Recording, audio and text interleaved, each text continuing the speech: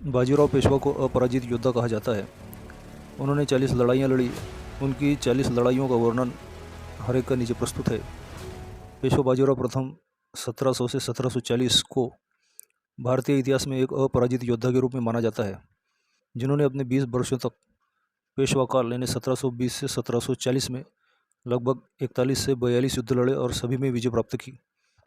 उनकी रणनीति बिजली की गति से आक्रमण, जिसे बाद में ब्लिट्जक्रीग शैली से जोड़ा गया, और अदम्य साहस ने मराठा साम्राज्य को उत्तर भारत तक विस्तारित किया। हालांकि प्रत्येक युद्ध का विस्तृत वर्णन देना चुनौतीपूर्ण है, क्योंकि ऐतिहासिक स्रोतों में सभी 41-42 युद्धों का क्रमबद्ध और पूर्ण विवरण उपलब्ध नहीं है। फिर भी उपलब्ध जानकारी के आधार पर उनके कुछ प्रमुख युद्धों का वर्णन नीचे दिया जा रहा है। शेष के लिए सामान्यीकृत जानकारी प्रदान की जाएगी। नीचे कुछ महत्वपूर्ण युद्धों का विवरण दिया गया है।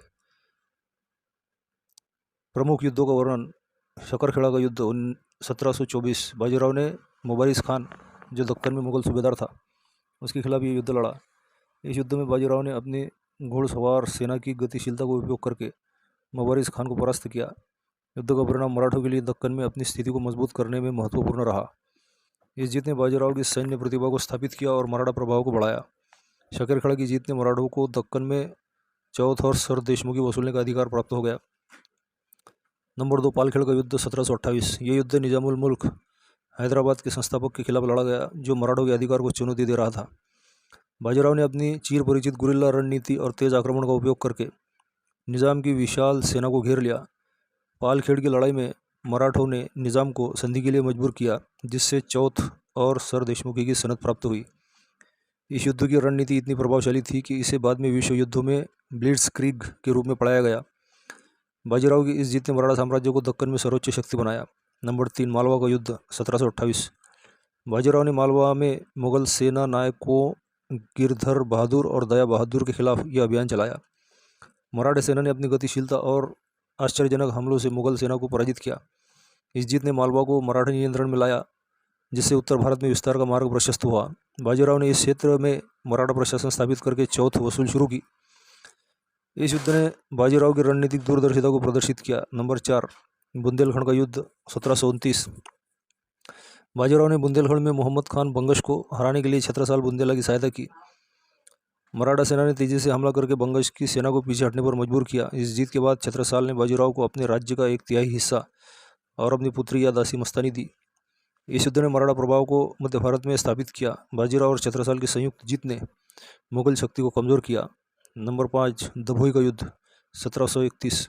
यह युद्ध त्र्यंबकराव दाभाडे के खिलाफ लड़ा गया, जो मराठा सरदारों में आंतरिक विरोध का नेतृत्व कर रहा था। बाजीराव ने अपनी सेना के साथ दभोई में त्र्यंबकराव को परास्त करके आंतरिक एकता को मजबूत किया। इस जीत ने पेशवा की मराठा साम्राज्य पर सर्वोच्चता को स्थापित किया।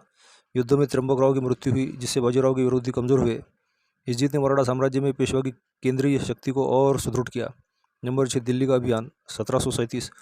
बाजीराव ने मुगल सम्राट मोहम्मद शाह को चुनौती देने के लिए दिल्ली पर आक्रमण किया। केवल 500 घोड़ों के साथ उन्होंने 48 घंटे में 10 दिन की दूरी तय करके दिल्ली पहुंचकर मुगलों को स्तब्ध कर दिया। इस अभियान में मराठों ने दिल्ली के निकट मुगल सेना को हराया और शहर को बंधक बनाया। हालांकि बाजीराव ने दिल्ली पर कब्जा नहीं किया, पर उसने मराठा शक्ति का भय स्थापित कर दिया। इस अभियान ने मुगल साम्राज्य की कमजोरी को उजागर किया। नंबर 7, भोपाल का युद्ध 1737। बाजीराव ने भोपाल में निजामुल मुल्क की सेना के खिलाफ निर्णायक युद्ध लड़ा। मराठी सेना ने निजाम की विशाल सेना को घेरकर उन्हें संधि के लिए मजबूर किया। इस जीत ने मालवा और आसपास के क्षेत्रों पर मराठा नियंत्रण को और मजबूत किया। युद्ध में बाजीराव के भाई चिमाजी अप्पा ने भी महत्वपूर्ण भूमिका निभाई थी। इस जीत ने मराठा साम्राज्य को उत्तर भारत में एक प्रमुख शक्ति बनाया। नंबर 8, नासिर जंग के खिलाफ युद्ध 1739। बाजीराव ने निजाम के पुत्र नासिर जंग के खिलाफ युद्ध लड़ा, जो दक्कन में मराठा प्रभाव को कम करने की कोशिश कर रहा था। मराठा सेना ने अपनी गतिशील रणनीति से नासिर जंग को पराजित किया। इस जीत ने दक्कन में मराठा प्रभुत्व को और सुदृढ़ किया। बाजीराव ने इस युद्ध में अपनी सेना को कठिन परिस्थितियों में भी जीत दिलाई। इस जीत ने मराठा साम्राज्य की दक्षिणी सीमाओं को सुरक्षित किया। अन्य युद्धों का सामान्य वर्णन। बाजीराव के 41-42 युद्धों में से सभी का विस्तृत विवरण ऐतिहासिक स्रोतों में स्पष्ट रूप से दर्ज नहीं है। उनके अधिकांश युद्ध मुगलों, निजाम सिद्दी, पुर्तगालियों और आंग्रियों जैसे समुद्री लुटेरों के खिलाफ थे। साथ ही उन्होंने मराठा साम्राज्य के आंतरिक विरोधियों को भी कुचला।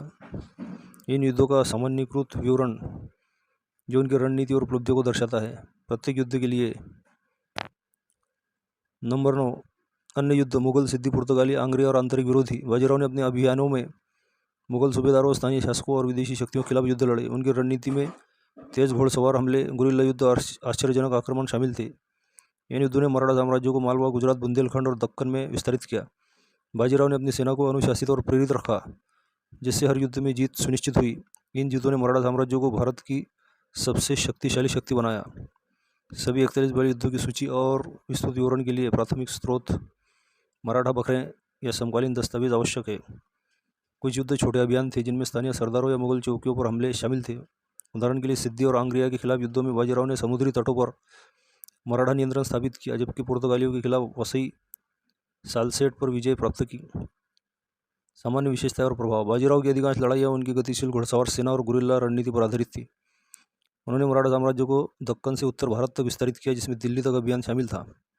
उनकी रणनीति के बाद में विश्व युद्धों में सैन्य रणनीतियों को प्रभावित किया, जैसे कि फील्ड मार्शल मॉन्टगोमरी ने अपनी पुस्तक में उल्लेख किया। बाजीराव ने हिंदू पादशाही के सिद्धांत को बढ़ावा दिया, जिससे मराठा साम्राज्य के वैचारिक नींव मजबूत हुई।